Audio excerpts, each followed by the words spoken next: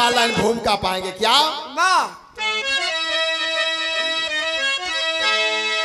कि आए कलम कर दे जयकार वीरों की तू, सर कफन बांध कर जंग में जो लड़े, रंग गई थी धरा रक्त के धार से, अरे ना रुका यश्व जब वीर आगे बढ़े, खोल कर देख लो पन्ना इतिहास का, है हमारा लिख कर स्याही उस पैगाम को, अरे बज गया था बिगुल जिस कारण क्षेत्र में रोक पाया न कोई उस सैलाब को।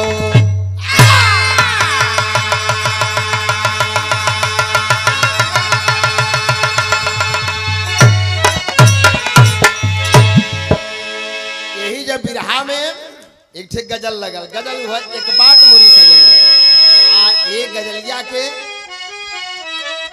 एक गजल के हमरे बड़का भैया बड़ा सजा के गावा। कैसे गावा? गजल का अंदाज कैसे? यह गजल बा कि यार एक बात मोरी सजनी,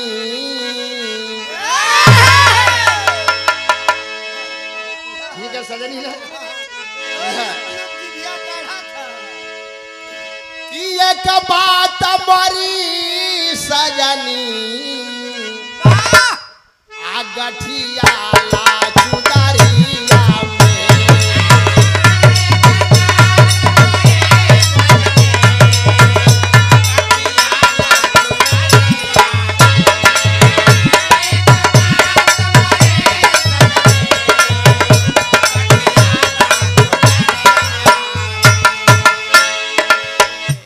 एक बात मोरी सजनी कठियाला चुनरिया में, अब बिना मोल कभी की जैबू माया की बजरिया में।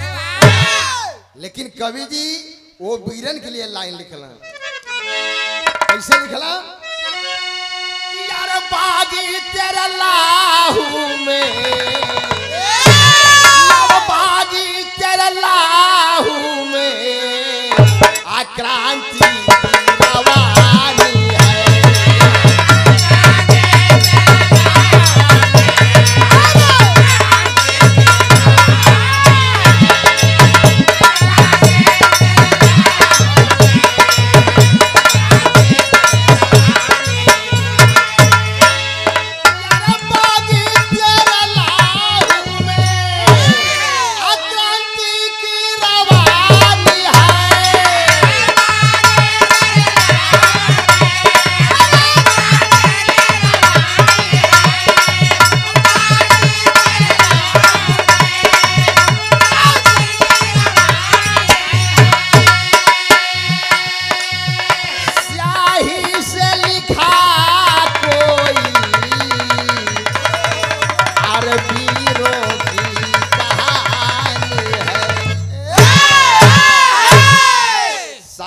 ₹5 की कलम किसी के जिंदगी और मौत का पैगाम लिख देती है।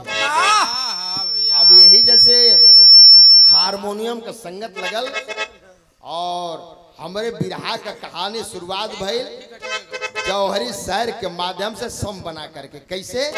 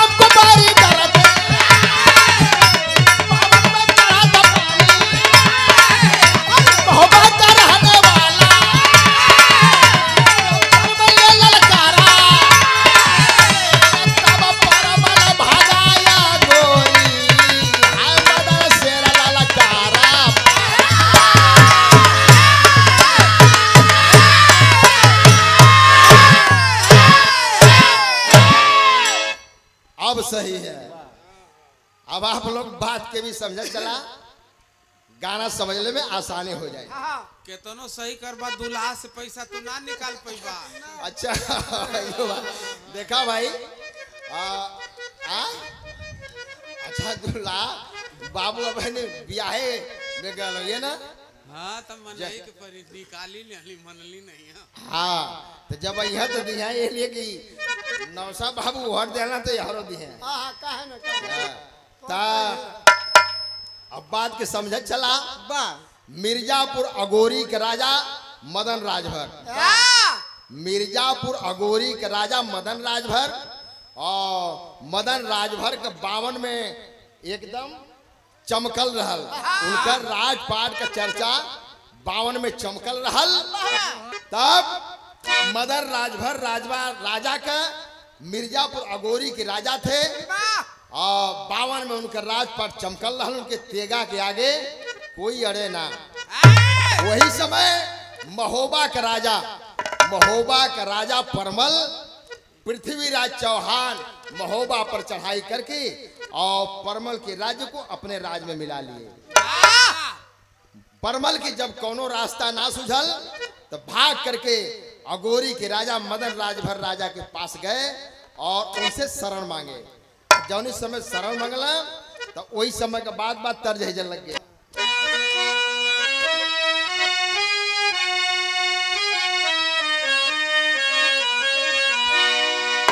हमारे भैया वाले तर्ज बा कैसे कि यार कहावा का खाया रे चुनावा, अरे कहावा का पान कहावा का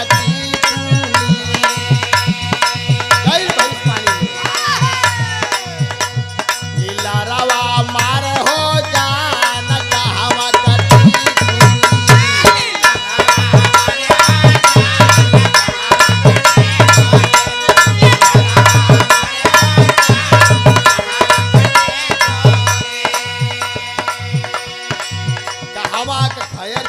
कहवा का पान कहवा का टिकुली लीलरवा मारे हो जा। लेकिन एक यही जो छोड़ दा। मदन राजभर राजा से जब महोबा का राजा परमल सहायता मांगने के लिए गए तो हुआ क्या? राजा भारा मदाना बोला अब पीरते ही बार लेला मोरा सेनावा संगतिया, अरे लेला मोरा सेनावा संगतिया महोबा में बाजी तलवार लेला मोरा सेनावा संगतिया।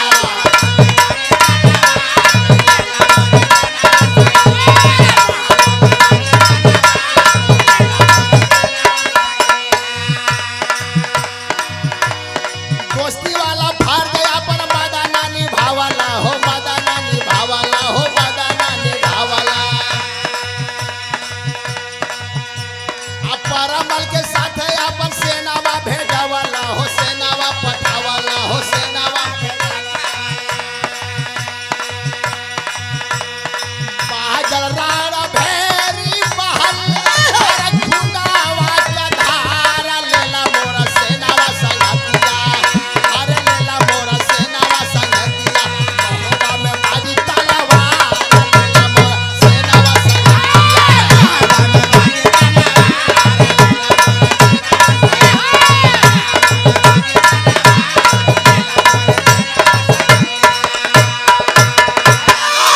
भाई साहब मदन राजभर राजा अपनी सेना को दिए परमल के साथ में लगा दिए। मदन राजभर राजा की सेना को लेकर के और परमल लड़ाई किए और पृथ्वीराज चौहान से अपना राजपाट छीन लिए और राजा बन बैठे, महोबा का राजा बन बैठे। देखें धीरे धीरे समय गुजरे लगल तो एक से घटना घटत बा। कौन घटना? सोठी के लाइन लगल।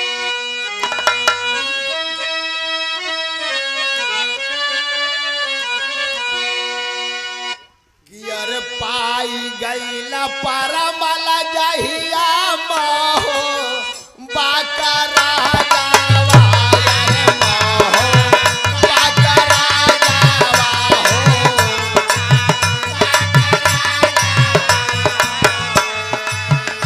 बदल लई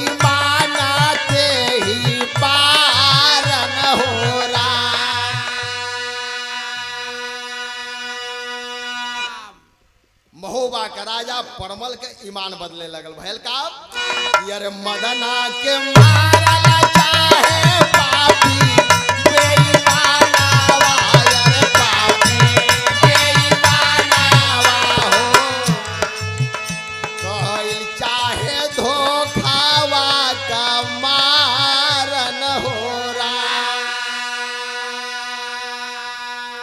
जानत नाही रहला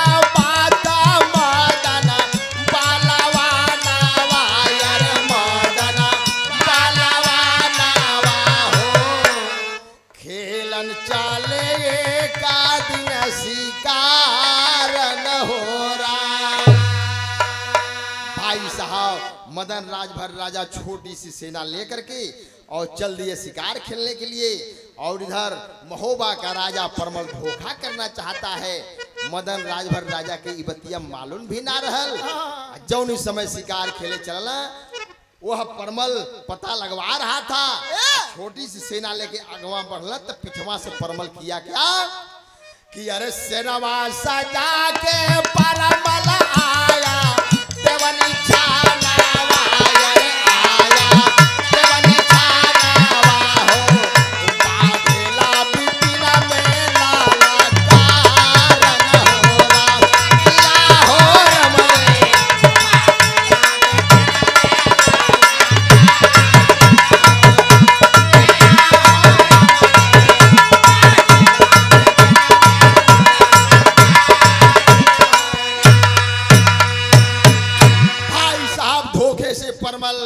मदन राजभर राजा पर आक्रमण कर दिया।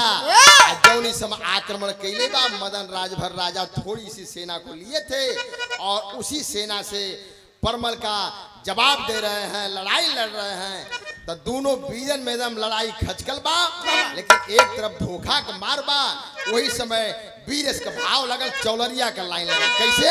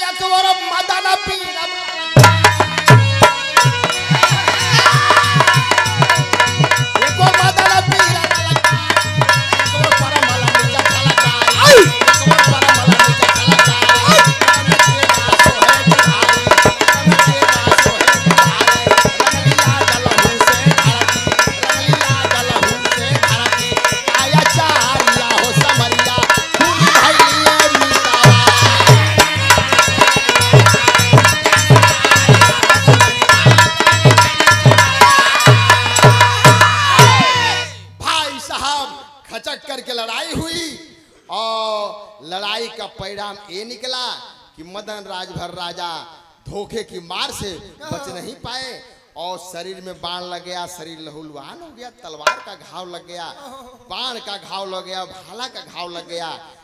मदन राजभर राजा जमीनिया पकड़ करके और करा रहे हैं, शरीर से खून बह रहा है, अखिया से झरझर आंसू बहत बा। वही समय मदन राजभर राजा अपने बेटवा की याद करत हो। कैसे भाव लगा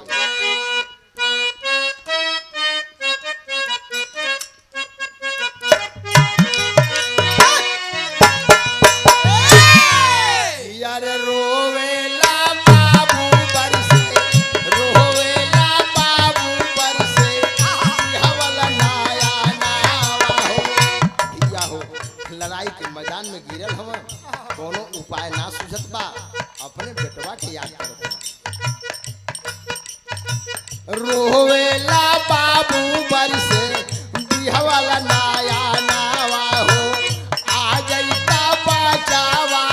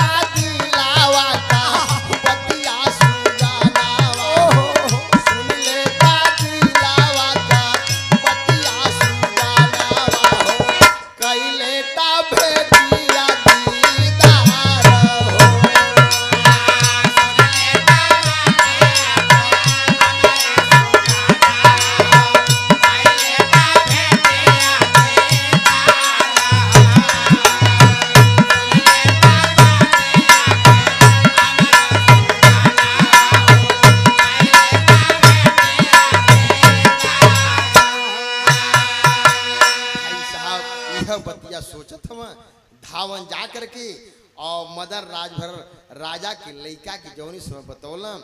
वह लड़का दौड़ करके थोड़ी सी सेना लेकर के जल्दी में आता है और देखता है कि बाबू हमारे घायल हैं। बाबूजी की गोदिया में ले करके वह लड़का रो रहा है और मदन राजभर राजा अपन लड़के से एक बड़ी अनमोल बात कहे, क्या कि अरे महोबा का राजा बेटा हम कैलस चढ़ैया अरे दिहाली सरार बनल उहा मुदैया। बेटा हम मदन महोबा के राजा परमल के शरण देली हमारू ई गति कैले ई स्थिति कैले तो बेटा बेटा का काम होला कि बाबू के अपने बदला के लिए जरूरी होला। बेटा ठीक काम करिया का कि अरे कुलवा का डूबे न पावे बेटा लाला कुलवा का डूबे न पावे बेटा लाला रण में बजई हाथ तलवार हो।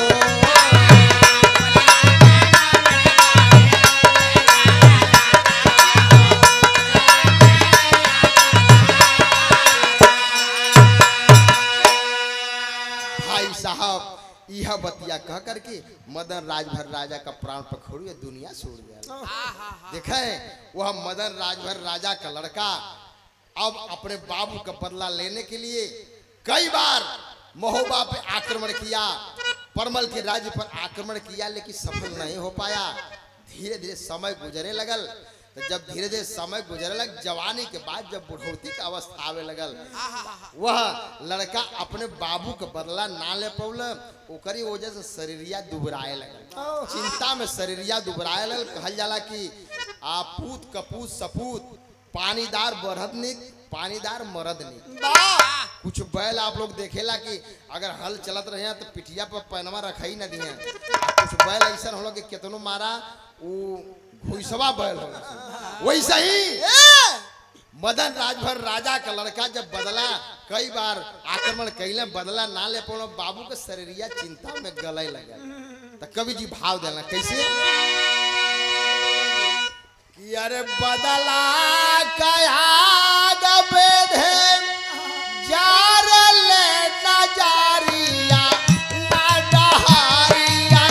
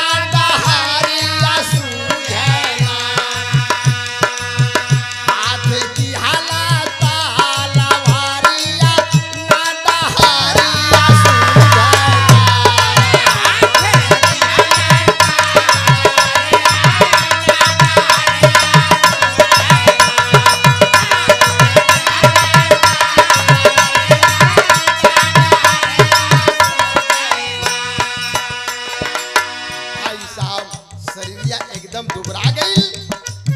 मदन राजभर राजा का लड़का अपने लड़का घाटम राजभर तीसरी पीढ़ी में लड़ाई गई।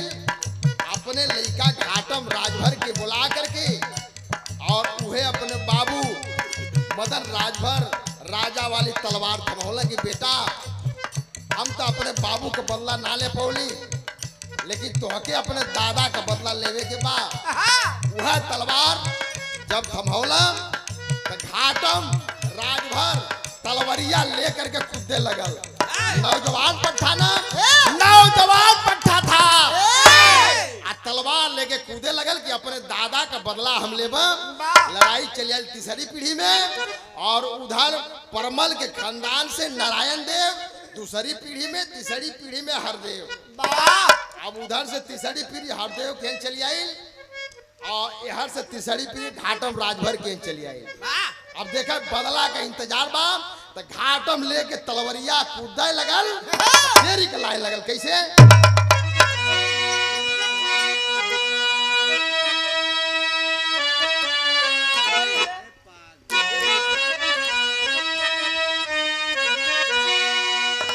पगड़िया खुल कर राख बाबूजी, पगड़िया खुल कर राख बाबूजी। अरे घाटम गरजा लेके दादा का तलवरिया यार, तलवरिया यार, तलवरिया।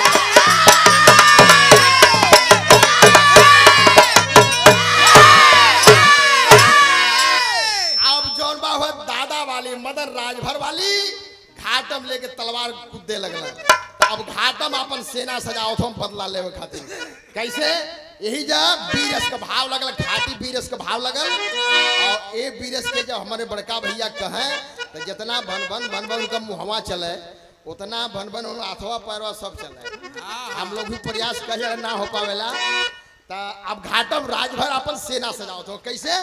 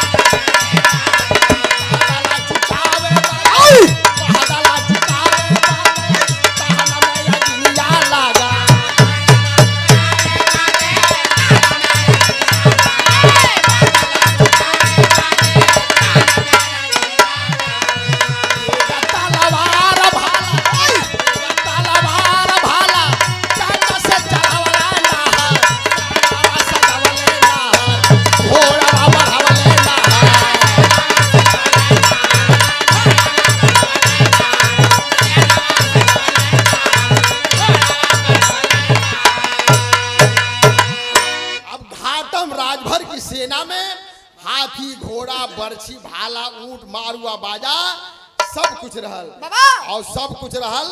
तो खचक करके लड़ाई होत बा। तो वही समय के बाद बा भलका की मातिया बतिया भाई साहब खचक करके लड़ाई हो रही है, लाश पे लाश गिर रही है, खून की नदी बह रही है। और यही जा कवि जी बसवरिया आल्हा देना कैसे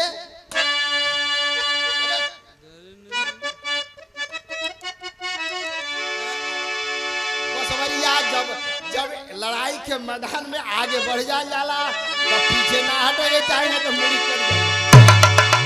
बसवरिया आल्हा लगल कैसे लगल कि अरे गरजा पट्टा समर भूमि में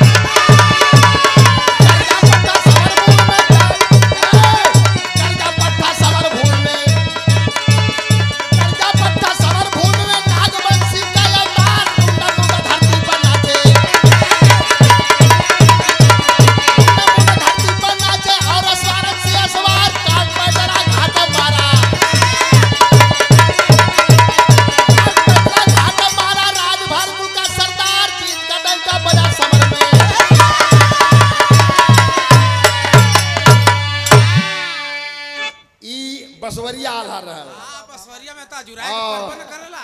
बसवरिया आल्हा में एकदम कनखन रहे के चाहिए। ता एकदम खून का नदी बहत बा, लाश पे लाश गिरत बा। ता सदर अब आल्हा उठा के देता भैया सदर कैसे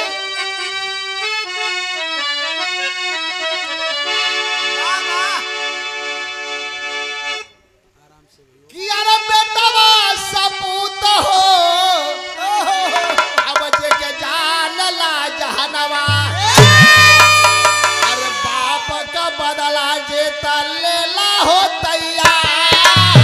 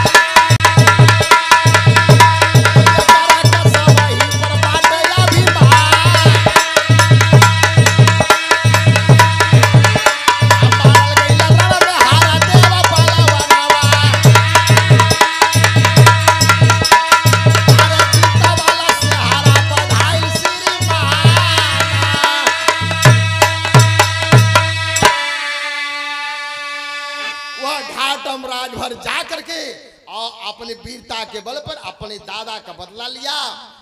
महोबा का राजा परमल के खानदान में नारायण देव हरदेव राजभर को मार करके और अपने दादा का बदला लिया। तो ऐसे थे राजभर समाज के वीर पुरुष, वीर संताने। तो खड़ी के लाइन में कहना पड़ा कैसे?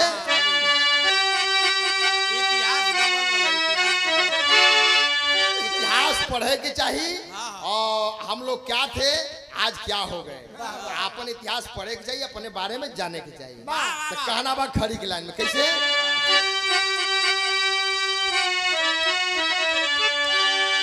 चमके मिर्जापुर निशानी, धन हो राजभर खानदानी, तब पानी रखला बलवनवा समर के बिचवा।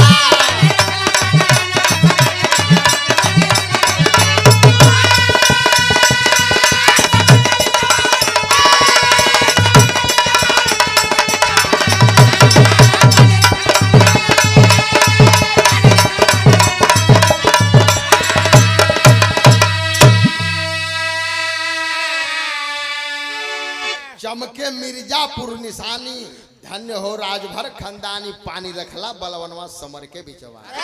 तो हुआ क्या? अरे हुआ अगोरी फतह, कुछ लोग रीवा नगर में आए। हुआ अगोरी फतह, कुछ लोग रीवा नगर में आए। अरे वीरता के बल पर अपने कुल की गजब शान बढ़ाए। तलहर झंडा लहर या समनवा समर की बिचवा। जब वही अगोरी फतह, अगोरी का जो लड़ाई हुआ, वहां से कुछ राजभर चल करके हट करके और जाकर मध्य प्रदेश में रीवा में सतना से 40 मील दूर रीवा में जा करके ये लोग बस गए। आज भी वहां पर लोग राजभर समाज के लोग बसे हुए। उसी समय का जब लड़ाई हुई थी उसी समय लोग गए और आज भी वहां पर वो लोग हैं। तो इसलिए मेरा सभी साथियों से कहना है क्या? अरे कदम उठाकर कसम बढ़ाकर ले लो अपना राज। जब हमारे के जागे को हुई और जाके सही दिशा की तरफ चले हुई, जगला तो जरूर लेकिन चले के पूर्व दिशा की तरफ चल जाला, पश्चिम दिशा की तरफ छोड़े के पड़ी, दिमाग के खोले के पड़ी। और जौन भी हमान के अंदर कुछ गलत विसंगतिया बा, आदत ने हमान का खराब बा, उके सुधार करके अपने दिल दिमाग को खोल करके सही दिशा की तरफ चले कोई और अपने बारे में सोचे कोई कि हम लोग क्या थे आज क्या हो गए। इसलिए कहना है क्या कि अरे कसम उठाकर कदम बढ़ाकर ले लो अपना राज। और हर कायम अगर संगठन होगा अब देगा कोई न नाज न करी है दुश्मनवा समर के बिचवा।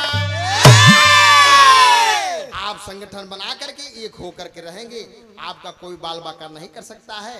आप बिखर कर रहेंगे, कोई भी आपका बाल बाका कर सकता है। तो अंतिम कड़ी में कहना पड़ा क्या? तो गुरु बिहारी गुरु गणेश धन हिंद की माटी, अरे स्वर्ग विराजा बेचन चंद्रिका, अब कलम गीत है गाती हो।